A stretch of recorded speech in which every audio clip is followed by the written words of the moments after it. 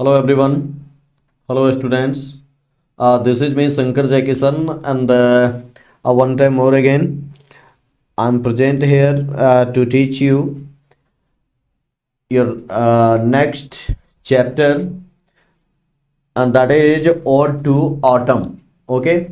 Ode to Autumn में मैं आप लोगों को इससे पहले इसका दो पार्ट मैंने ऑलरेडी पढ़ा दिया है। दो स्टेंजाज जो हैं फर्स्ट के वो मैंने पार्ट 1 और पार्ट 2 करके पढ़ा दिया है। ये आपका पार्ट 3 मैं इसको एक्सप्लेन कर रहा हूँ, ऑड टू ऑटम। ठीक है, तो ऑड टू ऑटम जो ये आपके पोएम हैं, इस पोएम को कंपोज आपको तो अच्छी तरह से मालूम है कि इस पोएम को कंपोज करने वाले आपके जो पोएट हैं वो जॉन किट्स साहब हैं। तो चलिए इस पोएम को हम लाइन बाय लाइन आपके थर्ड स्टेंजा को मैं एक्सप्लेन कर रहा हूँ। तो इसको स्टार्ट करने से पहले यहाँ पर मैंने इस थर्ड स्टेंजा में जो भी मीनिंग है वो सारे मीनिंग मैंने यहाँ पर आपको लिख दिया है। जैसे बैड है खोया हुआ, ब्लूम है खिल जाना, स्टेबल प्लान्स है, स्टेबल प्लान्स वो होता है वो समतल मैदान। ठीक है, वो समतल मैदान से है। यहाँ रोजी ह्यू मतलब लालिमा, वो शाम के समय में जो सूरज ढल रहा होता है वहाँ से जो वो लाल कलर की वो रोशनी निकलती है जो बादल पर पड़ने के बाद बहुत ही खूबसूरत सा दिखता है। तो ये रोजी ह्यू वही लालिमा है। उसके बाद है वेलफुर कोयर का मतलब हो गया मातम भरी आवाज़, यानी कि पीड़ा की आवाज़, चीखने चिल्लाने की आवाज़। नेट्स है, नेट्स वो पिंचाई होता है जो बहुत ही इसका खतरनाक डंक होता है और अगर डंक आपको लगा दे तो बड़ी पीड़ा होती है। ये मॉर्न है, मॉर्न का मतलब होता है वो दुख मनाना यानी मातम मनाना। सैलो है, सैलोज का मतलब होता है रंग जो पहले से है वो रंग का उतर जाना। करेक्ट, रंग उतर जाना। फूल ग्रॉन लैम्स का मतलब होता है वो भेड़ और बकरी के जो वो छोटे से बच्चे जो बड़े हो गए हैं वो मेमने। ठीक है, बढ़ते हुए वो बड़े बड़े मेमने। ब्लिट, ब्लिट का मतलब होता है वो मेमने जो मिमियाते हैं, वो ब्लिट का मतलब मिमियाना होता है। हेली बॉर्न का मतलब हो गया ऊंची पहाड़ी। और ये हेज क्रिकेट क्या होता है कि वो जंगल में एक टिड्डा के तरह का एक झिंगुर होता है जो शाम के समय में अक्सर ये एक बड़ा ही अजीबोगरीब आवाज़ निकालता है और एक ही सुर में निकालता है। ठीक है, रेड ब्रेस्ट ये इसको कहते हैं वो लाल चिड़ैया, रॉबिन पक्षी भी इसको कहते हैं रॉबिन। ठीक है, उसके बाद विसिल्स, ये सिट्टियाँ बजाते हैं यानी सिट्टी बजाना, विसिल। उसके बाद है गार्डन क्रॉप्ट, जो जंगल के जो पेड़ पौधे होते हैं, जंगली पेड़ पौधे।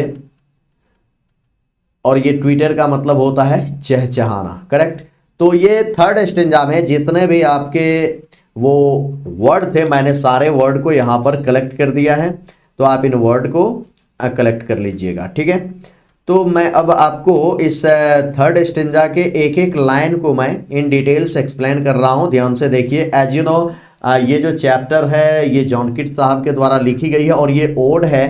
तो ओड होने के कारण मुझे इस पोएम को 3 पार्ट्स में डिवाइड करना पड़ा। एक्चुअली इसका एक्सप्लेनेशन जो होता है वो थोड़ा सा टफ रैंक का होता है, जिस वजह से मैंने इसको 3 पार्ट में डिवाइड कर दिया है।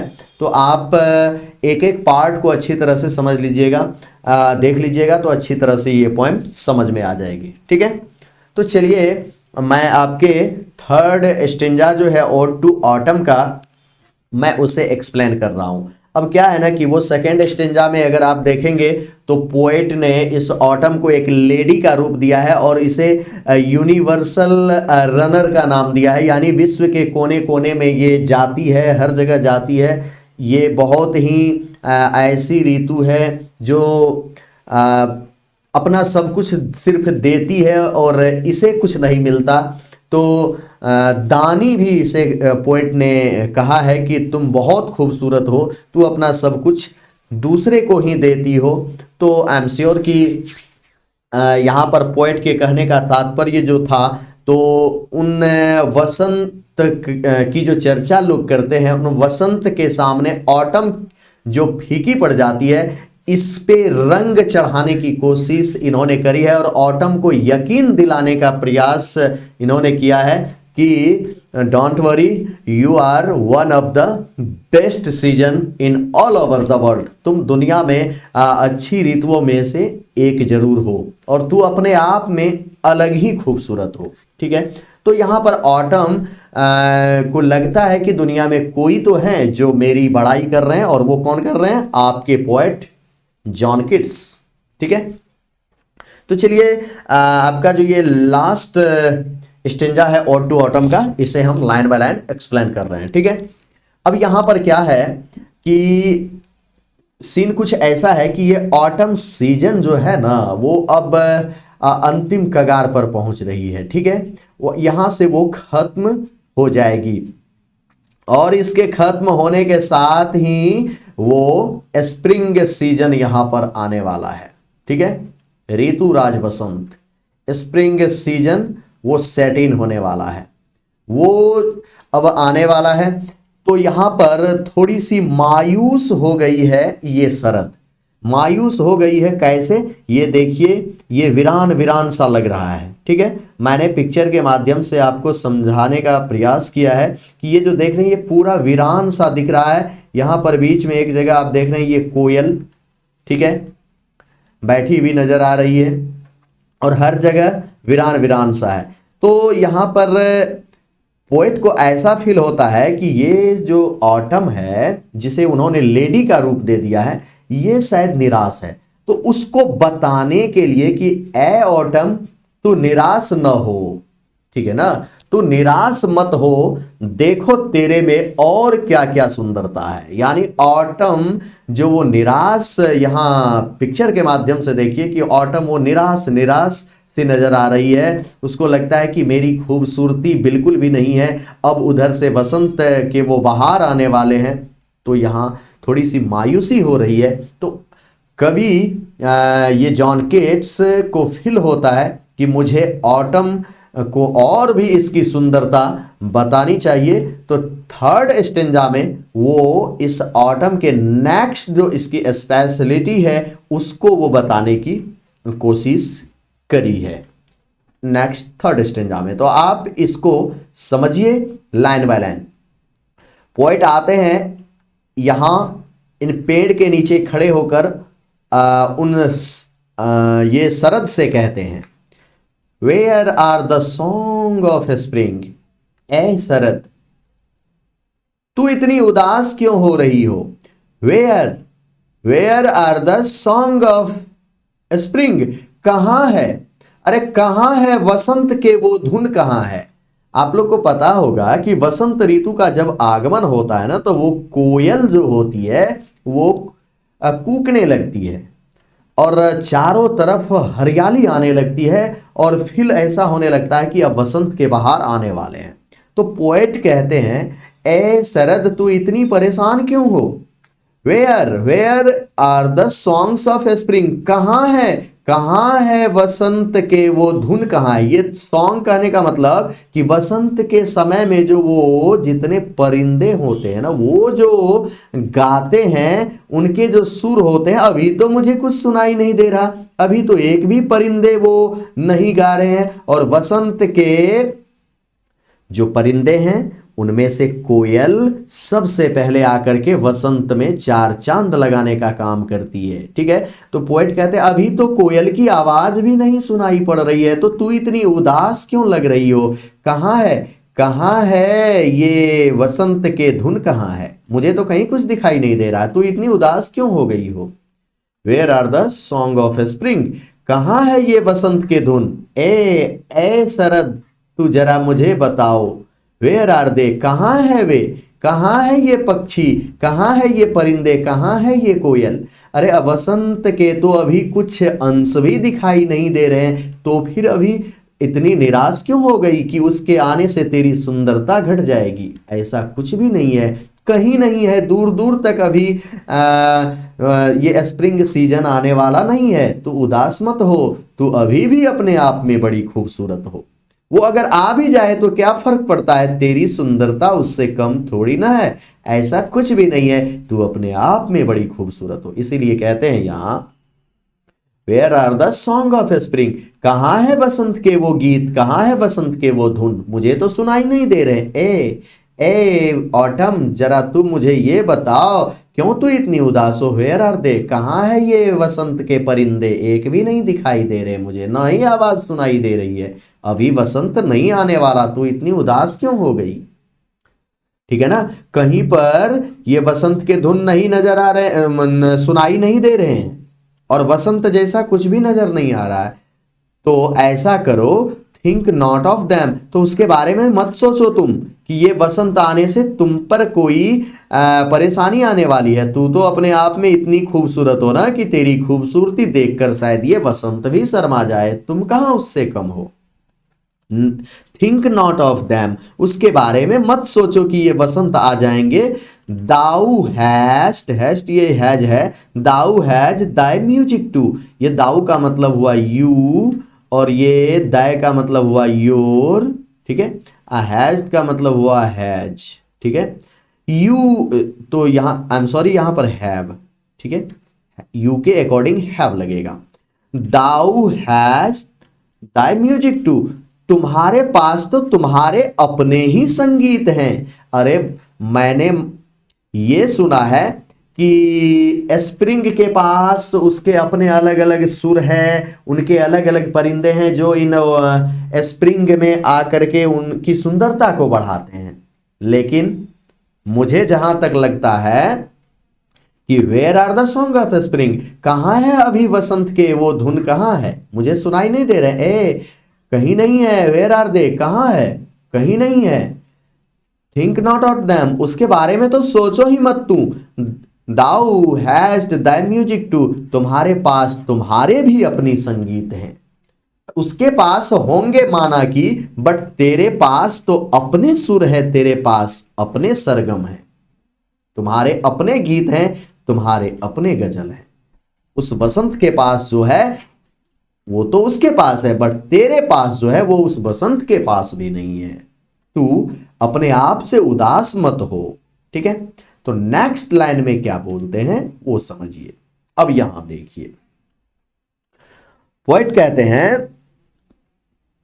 अब देखो ना, जब फाइल, जब बेयर्ड क्लड्स, अब ये बेयर्ड क्लड्स क्या होता है।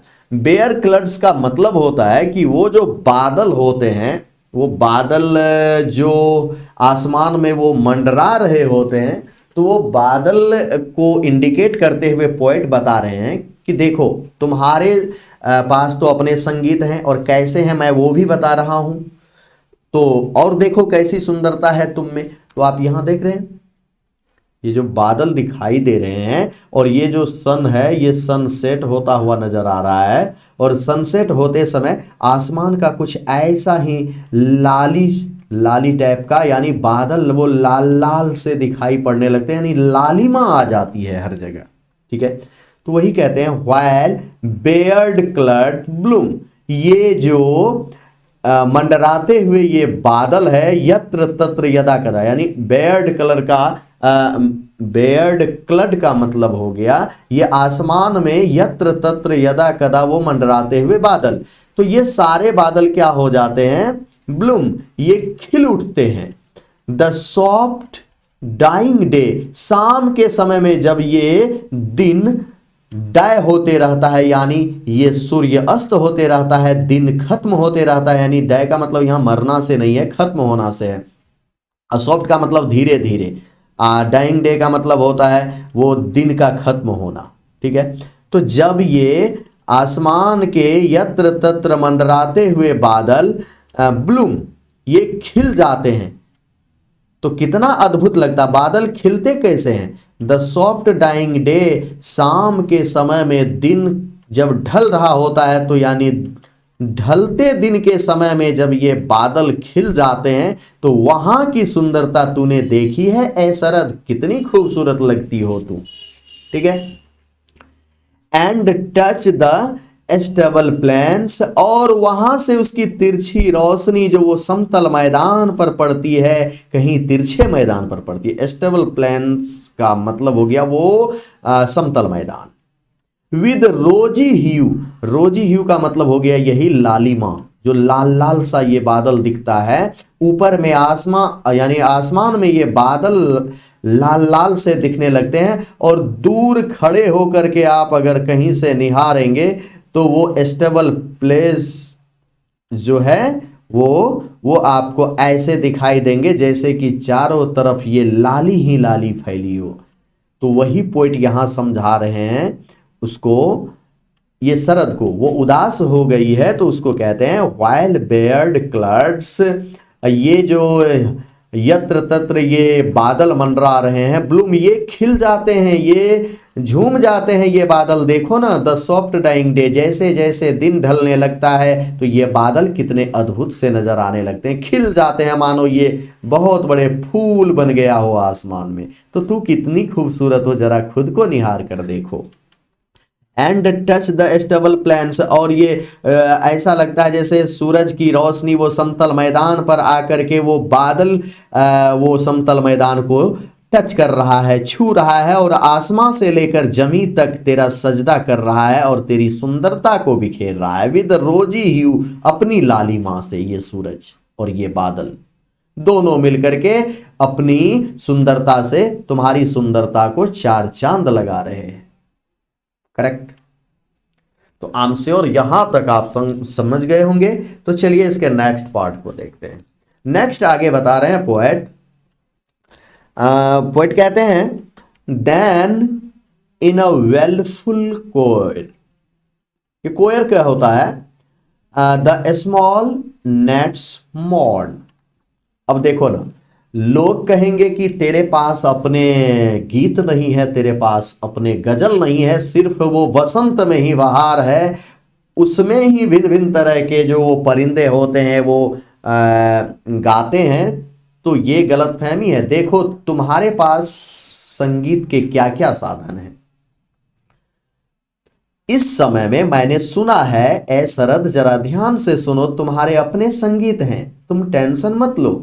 Then in a wailful choir, ठीक है, then in a wailful choir the small gnats mourn. अब ये वेलफुल कोर क्या होता है, इसको भी जरा समझने वाली बात है कि वेलफुल कोर उसे कहते हैं, वो कोरिक सॉन्ग आप सुने होंगे जो सामूहिक रूप से लोग गाते हैं, कोरिक सॉन्ग, ठीक है ना। तो यहां कहने का मतलब है, तब तेरे कौन से संगीत हैं वो यहां सुनो, तेरे संगीत मैं बता रहा हूं। Then in a wailful core, मातम भरी आवाज में, ऐसा लगता है जैसे ये जो आप देख रहे हैं, ये एक कीड़ा है, इंसेक्ट है, और इस कीड़े का नाम होता है पिंचाई, पिंचाई, ठीक है। ये नेट्स है, ये नेट्स का ही मीनिंग है, ठीक है। तो then in a wailful core, तो मातम भरी आवाज में, the small gnats mourn, mourn का मतलब होता है दुख मनाना या मातम मनाना, मातम मनाना या दुख मनाना। ये मातम भरी आवाज में ये छोटे छोटे पिंचाई मॉर्न मातम मनाते हैं। ये तुम्हारे समय में देखो, तुम्हारे जाने का दर्द इसको कितना हो रहा है, न मानो तुमसे ये कह रहा है कि ऐ शरद रुक जा, थम जा, ठहर जा, तू हमें छोड़ के ना जा। तेरे देखो कौन कौन से संगीत है तेरे खातिर, ये जो नेट्स हैं ये मातम मना रहे हैं, तू जो अब धीरे धीरे खत्म होने के कगार पे जा रही हो। तो then in a wailful core, तो मातम भरी आवाज में द स्मॉल नेट्स, ये छोटे छोटे पिंचाई मौन मातम मनाते हैं, क्योंकि ये तुम्हें देखना चाहते हैं। और तू जो अब इसे छोड़ करके जाने की कोशिश कर रही हो, तो देखो ये अपनी आवाज में कैसे मातम मनाते हैं ये पिंचाई। और ये जो आवाज निकल रही है, ये आवाज वसंत में नहीं निकलते। तो तेरी जो ये आवाज है वसंत में नहीं है, तो तेरे तो अपने एक म्यूजिक ये ही हो गए। मैंने सुना है इनकी आवाज। तो तुम्हारे पास एक संगीत ये भी है, और मानो ये मातम मना करके तुमसे कह रहे हैं, ए शरद तू रुक जा, थम जा, ठहर जा, तू हमें छोड़ के ना जा। देखो तुम्हारे रिस्पेक्ट में, तुम्हारे जाने के दर्द से ये लोग कितने परेशान हैं। तो कैसे तू कह सकती हो कि तू खूबसूरत नहीं हो? तू तो इस दुनिया की सबसे खूबसूरत ऋतुओं में से एक हो। पोएट ये कन्वाइंस करते हैं, वो कंसोल कर रहे हैं, उसको समझाने की कोशिश कर रहे हैं, उसको सेटिस्फैक्शन देने की कोशिश कर रहे हैं, ताकि वो सेल्फ सेटिस्फैक्टेड हो जाए, ये कोशिश कर रहे हैं।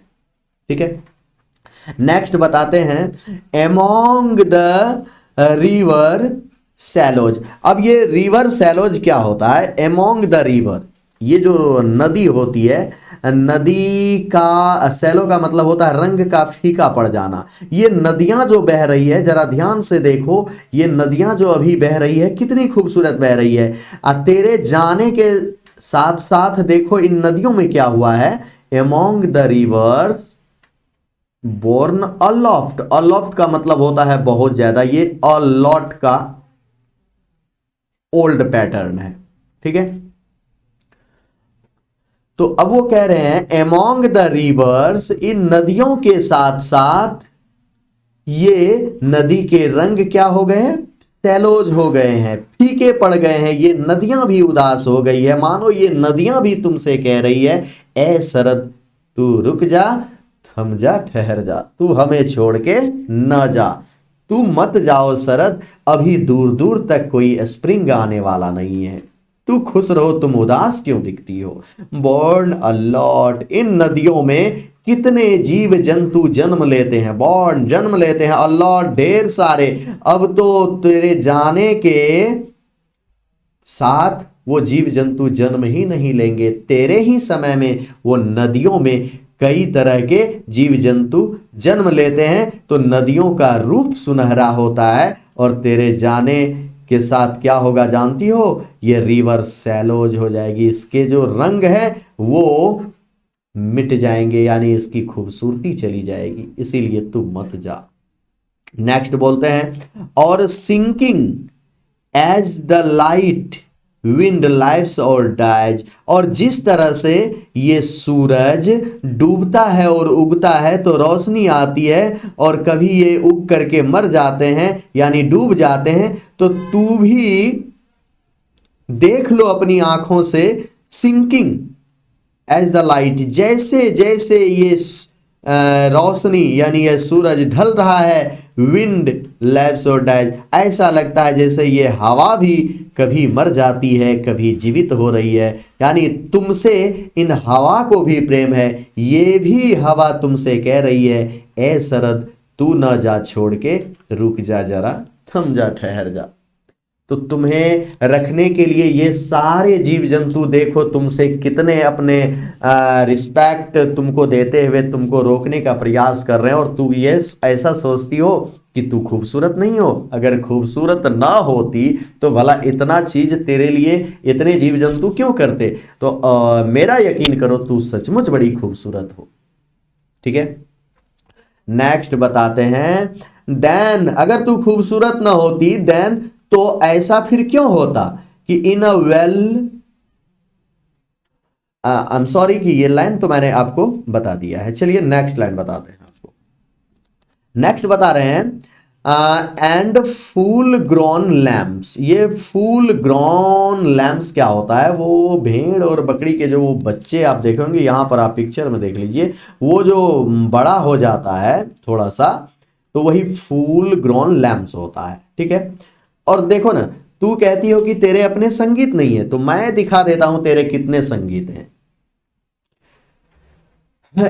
एंड फुल ग्रॉन लैम्स, और ये पूरी तरह से बढ़ गए जो मेमने हैं, ये बकरी के जो बच्चे हैं, लाउड ब्लीट, ये कितने जोर जोर से, ब्लीट का मतलब मिमियाना होता है, लॉर्ड ब्लीट, ये अपनी पूरी आवाज में मिमियाते हैं। देखो मैंने सुना है, वो दूर देखो यहां, ये देखो कितने जोर से ये बकरी के बच्चे मिमियाते हैं, और ये मिमियाहट की आवाज तेरी एक संगीत है, तेरे एक सुर है, तेरे संगम है।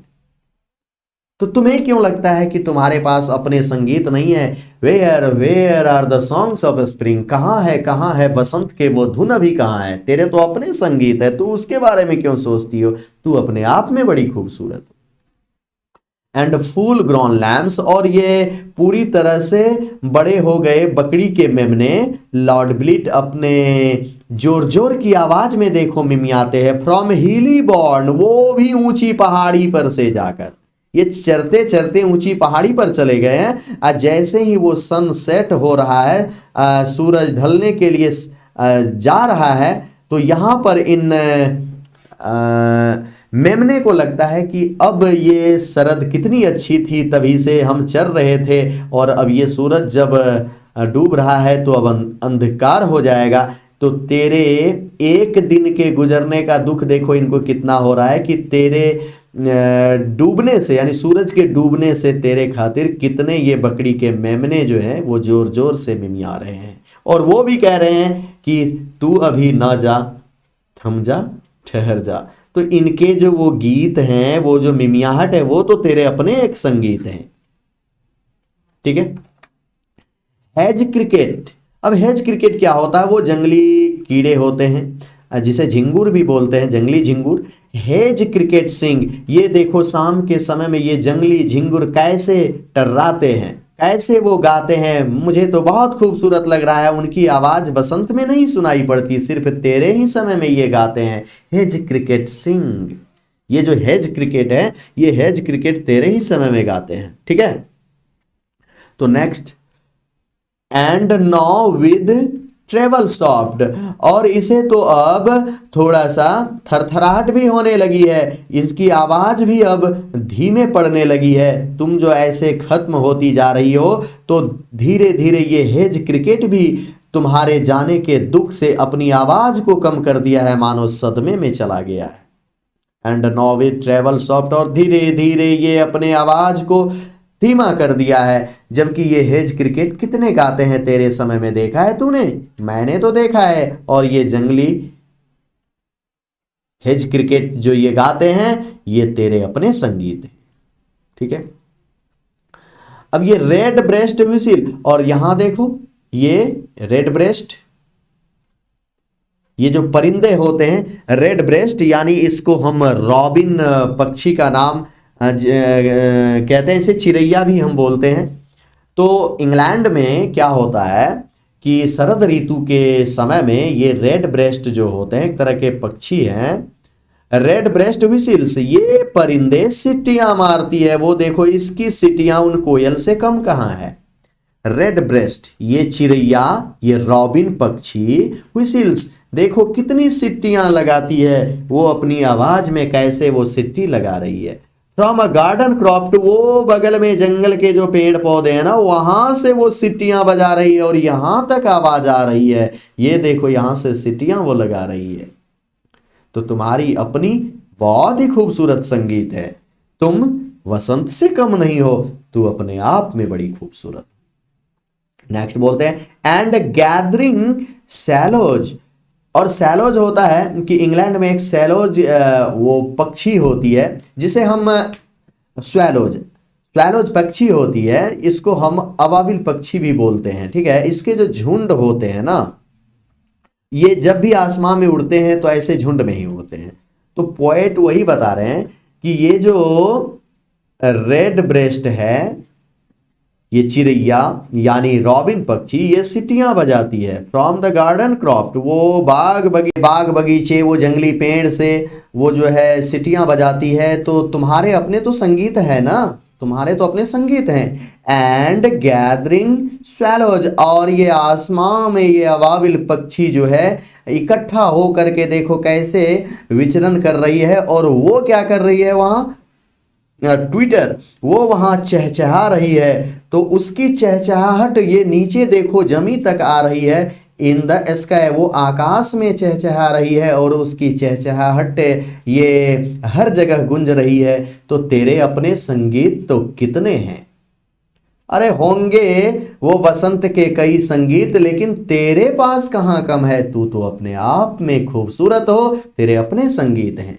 ठीक है, तो आई एम श्योर कि ऑल टुगेदर मैं आपको अगर ये बता दूं तो पोएट ने पूरी इस पोएम में ऑटम को सिर्फ खूबसूरत बताने की कोशिश किए हैं और ऑटम को ये यकीन दिला रहे हैं कि देखो तुम बहुत खूबसूरत हो। और रियल में ऑटम है ही अद्भुत और बड़ी खूबसूरत। धुंध और कोहरे का मौसम है तो ये रसदार फलों का मौसम। अब क्या चाहिए। तो पोएट ने जितने हो सकते थे पोएट से सब कुछ पोएट ने शरद को बता दिया कि तू कितनी खूबसूरत हो। यानी उसकी ब्यूटी का एक एक लाइन इन्होंने उनको बोल बोल करके एड्रेस करते हुए बता दिया। अलग अलग सीन्स को क्रिएट करते हुए पोएट ने बता दिया। और मैंने भी आपको एक एक लाइन हर एक जगह से इन डिटेल्स एक्सप्लेन करके बता दिया। ये ओड है और ओड के तीनों सेक्शंस जो ये सेक्शंस में मैंने डिवाइड किया था इसको 3 स्टेंजाज में, और एक एक स्टेंजा का मैंने अलग अलग एक्सप्लेनेशन कर दिया है इन हिंदी। तो आई एम श्योर कि ऑल टुगेदर आप ये पूरी कविता समझ गए होंगे। ठीक है, थैंक्स।